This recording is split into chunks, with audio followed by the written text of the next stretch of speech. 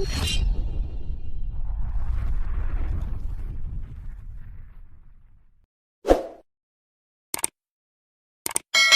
warahmatullahi wabarakatuh.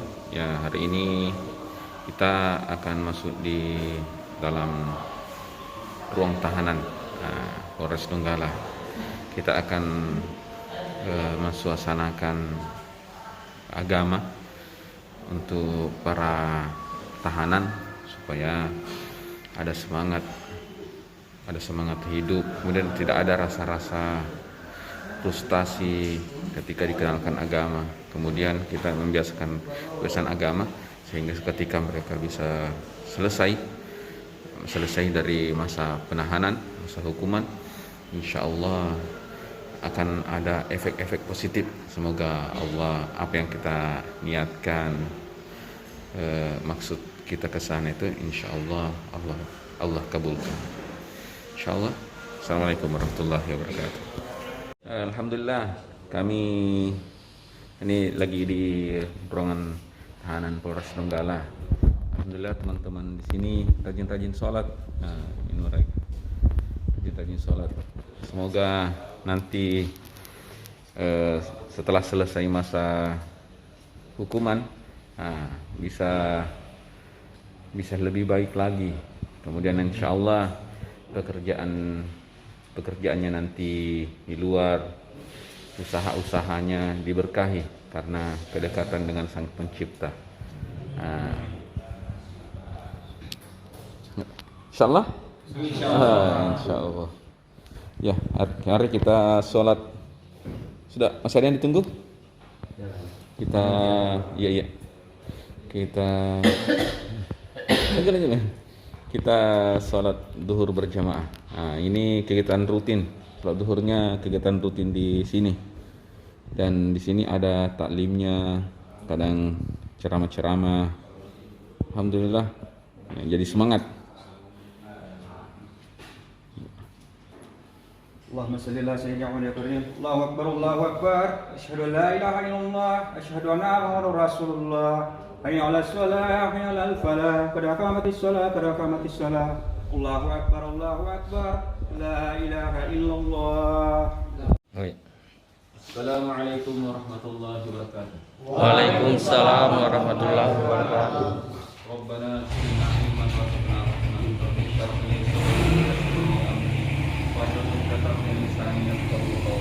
Alhamdulillah, kita bersyukur kepada Allah Subhanahu wa taala karena begitu banyak nikmat Allah Subhanahu wa taala. Jenis-jenisnya nikmat saja banyak. Belum kita mau hitung nikmatnya Allah. Kata ulama, kita ini sering menghitung nikmat Allah, kita kadang begini. Kita syukuri nikmat Allah itu tapi selalu kita gambarkan ke uang, ke materi atau kekayaan. Padahal nikmat kekayaan itu yang paling rendah nilainya di hadapan Allah. Karena di atasnya nikmat kekayaan itu ada nikmat kesehatan. Apa buktinya rendahnya nilai materi dibandingkan kesehatan? Karena ketika orang sakit, orang rela mengeluarkan hartanya, bahkan menghabiskan hartanya untuk mendapatkan kesehatan. Maka nilai nikmat kesehatan itu rendah. Maka ketika orang bilang begini, kau banyak bersyukur kepada Allah, katanya. Maka ketika itu terpikir di pikiran bahwa yang dimaksud ini nikmat materi. Makanya ketika orang katanya bersyukur itu, maka dia harus rajin bersedekah, rajin suka memberi. Padahal yang dimaksud tadi itu nikmat yang paling rendah, nikmat materi tadi. Padahal yang nikmat yang paling tinggi yang Allah berikan kita ini adalah nikmat Islam. Kemudian yang paling tinggi adalah nikmat iman. Kenapa Islam ini lebih rendah dibandingkan iman? Karena ada banyak di antara kita ini sudah Islam, tapi tidak kuat di iman. Artinya tidak, imannya lemah. Apa buktinya? Ketika iman lemah, maka ditahu ada Allah, ditahu Allah ini Tuhan semesta alam, tapi masih tidak yakin dengan Allah. Tidak yakin dengan Allah. Dan bahkan ketika iman lemah, keburukan banyak terjadi. Termasuk, bukan saya rendahkan saudara-saudara, bapak-bapak, tidak. Artinya kita beginilah Islam. Islam ini apa istilahnya? Terbuka, memang agak terbuka. Bahkan jangankan bicara tentang keburukan, bicara tentang yang paling apa istilahnya? Di atas tempat tidur, berkeluarga, semua dibahas dalam Islam.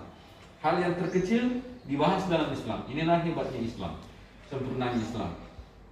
Artinya banyak pembahasan-pembahasan yang kelihatannya orang ini tabu atau buruk atau pastinya tidak perlu dicerita, tapi itulah Islam. Memang pembicaraannya seperti itu. Artinya saking luasnya pembahasan tentang Islam itu, makanya banyak segala aspek itu dibicarakan, dibahas dalam Islam.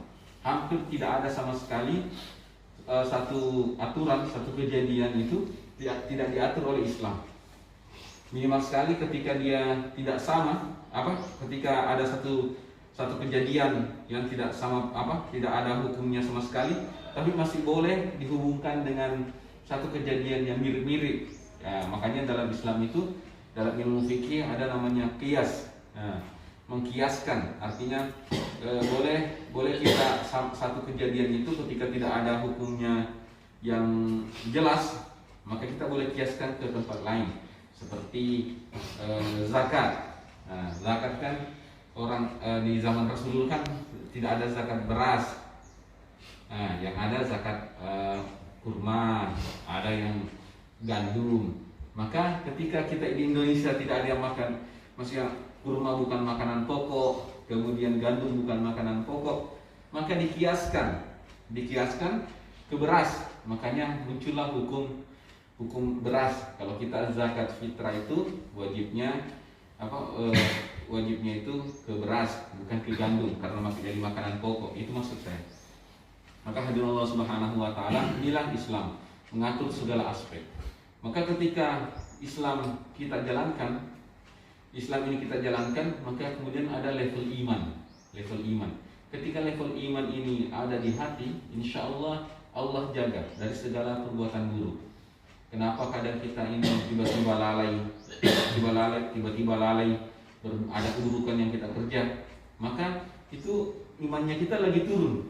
Karena berarti dalam tubuhnya kita ini ada satu iman, yang satunya nafsu. Ibaratnya nilainya 100. Ini ketika iman naik jadi 60, 70, maka nafsunya bisa ditekan. Makin tinggi imannya orang, makin ditekan nafsunya. Tapi ketika iman ini rendah, maka yang besar itu nafsunya. Seumpama tadi itu kalau imannya 60, berarti nafsunya 40. Ketika imannya jadi 80%, berarti nafsunya yang 20%, tertekan begitu. Maksudnya digambarkan seperti itu. Maka ketika nafsu kita ini besar, menggebu-gebu, artinya bukan semua nafsu syahwat, tapi nafsu yang lain pun, maka ketika nafsunya lebih besar, maka imannya kita yang justru lebih rendah. Maka itulah kita ada kemungkinan untuk berbuat keburukan. Maka kita inilah salah satu metode kita ini untuk meningkatkan iman ini. Kata Rasulullah ini dibicarakan seperti ini, berkumpul-kumpul ini. Dan ada keutamaan orang yang berkumpul seperti ini, nanti Allah gugurkan dosanya. Sebagaimana ada kisahnya Rasulullah, ketika ada seorang pemuda datang di satu majelis Rasulullah. Ketika itu Rasulullah lihat orang itu langsung merah mukanya. Diperhatikan oleh sahabat ketika tadi selesai majelis, selesai pertemuan tadi, kemudian pemuda tadi pulang, kemudian mukanya Rasulullah itu jadi senyum-senyum. Maka salah seorang sahabat yang melihat mimik mukanya Rasulullah dari awal tadi sampai terakhir tadi itu, maka sahabat tadi bertanya, "Ya Rasulullah, saya lihat tadi ketika pemuda itu datang, kenapa mukamu merah? Dan kemudian ketika dia pulang, kenapa mukamu senyum-senyum?" Maka Rasulullah sampaikan, yang mahkumnya ini ceritakan satu riwayat, bahwa ketika tadi pemuda itu datang, itu banyak sekali dosanya datang. Banyak sekali dosanya datang. Kemudian setelah selesai majelis, selesai pertemuan, kemudian dia pulang, dilihat itu dosanya itu berguguran satu persatu.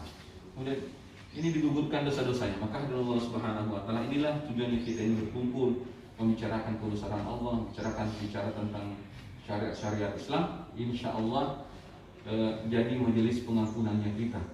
Amin. Kata dalam satu mafhum hadis bahwa ketika kita ini berkumpul membicarakan kebesaran Allah, maka Allah pun membicarakan kita. Allah pun membicarakan kita. Kemudian ketika seorang raja, tak usah terlalu mesti diumpamakan.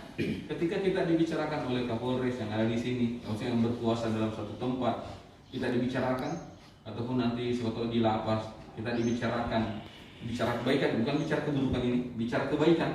Kalapasnya sumpah, si fulan ini bagus orangnya, begini orangnya, dia rajin begini, pasti nilainya kita jadi tinggi. Artinya pasti insya Allah kita akan dimuliakan. Maka ketika kita ingin membicarakan kebesaran Allah, bicara syariat Islam, kemudian Allah membicarakan kita di majelisnya malaikat, majelis yang tidak ada dosa sama sekali, walaupun kita ini manusia yang banyak dosa, maka insya Allah Allah muliakan kita. Nah, insya Allah kan. Jadi biasakan, maksud jangan dianggap remeh, dianggap remeh pertemuan-pertemuan seperti ini, tapi insya Allah punya manfaat. Belum Allah berikan hasilnya, tapi insya Allah akan kita nanti lihat hasilnya. Karena sudah disampaikan dalam Al-Quran, semua nanti yang pulang yang mati ini ketika datangnya ajal, semuanya menyesal.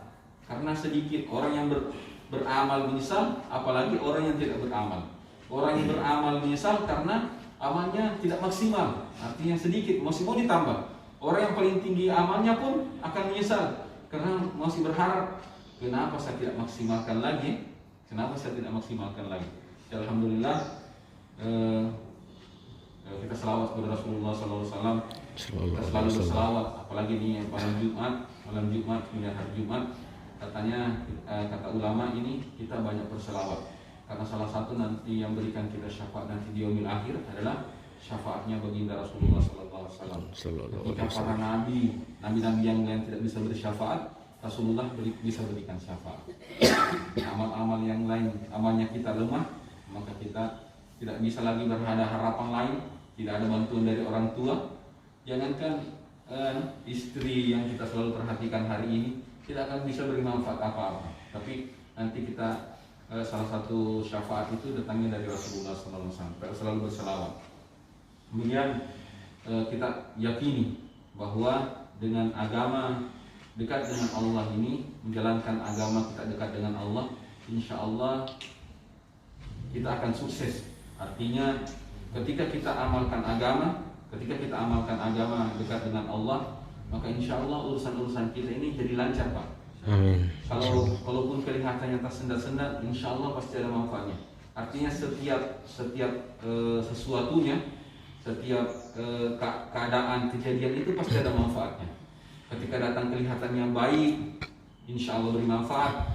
Kalau kita dekat dengan Allah, ketika datang kelihatannya buruk yang mau datang, ketika kelihatannya kita rugi, ketika kita ini berusaha, sumpah kita berusaha, kemudian yang kelihatan itu yang datangnya rugi, tapi kalau kita dekat dengan Allah, insya Allah pasti keuntungan datangnya itu, pasti ada sisi positifnya, pasti ada hikmahnya. Maka itulah kalau ketika dekat dengan Allah. Dan insya Allah sebelum kita tutup, kita baca satu fadilah, artinya keutamaan supaya kita ada semangat mengamalkan agama.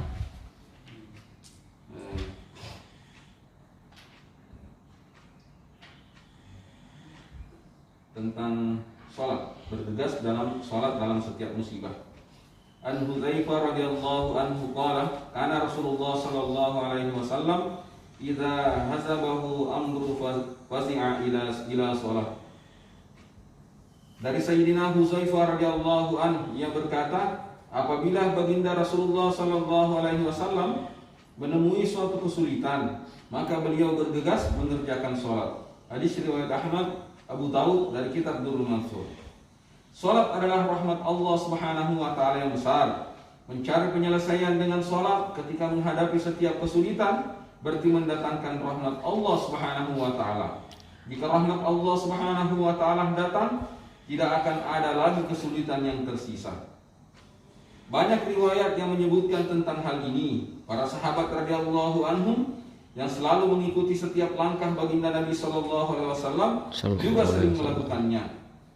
Sayyidina Abu Darda radhiyallahu anhu berkata, jika terjadi angin topan, baginda Rasulullah sallallahu alaihi wasallam akan bergegas masuk ke masjid dan tidak akan keluar dari masjid sebelum angin reda. Demikian juga ketika terjadi gerhana matahari atau bulan, baginda Rasulullah SAW akan bergegas mengerjakan sholat. Sayyidina Suhaib radhiyallahu anhu meriwayatkan dari baginda Nabi SAW, beliau bersabda, para nabi alaihi wassalam ketika setiap kali menghadapi kesulitan akan bergegas melaksanakan sholat. Suatu hari ketika dalam perjalanan, Sayyidina Ibnu Abbas radhiyallahu anhu mendapat kabar bahwa anaknya telah meninggal dunia. Ia segera turun dari untanya, kemudian sholat 2 rakaat lalu membaca Inna lillahi wa inna ilaihi raji'un. Sesungguhnya kami adalah milik Allah dan kepadanya lah kami kembali. Setelah itu ia berkata, aku telah melaksanakan apa yang telah diperintahkan oleh Allah Subhanahu wa taala dalam Al-Qur'an. A'udzu billahi minasyaitonir rajim. Bismillahirrahmanirrahim. Wasta'inu bis-sabri was-salah. Carilah pertolongan Allah dengan sabar dan salat. Quran surah Al-Baqarah ayat 45. Alhamdulillah, setelah tadi satu fadilah tentang keutamaan dari salat, dari kitab Fadilah Salat. Semoga apa yang kita dengarkan bisa berkesan dalam hati dan kita niat amal dan sampaikan. Amin. Demi kesempurnaan majelis, kita tutup dengan majelis. Subhanallah bihamdihi, subhanakallah bihamdika, nasyhadu an la ilaha illa anta, nastaghfiruka wa natubu ilaik. Assalamualaikum warahmatullahi wabarakatuh. Waalaikumsalam warahmatullahi wabarakatuh.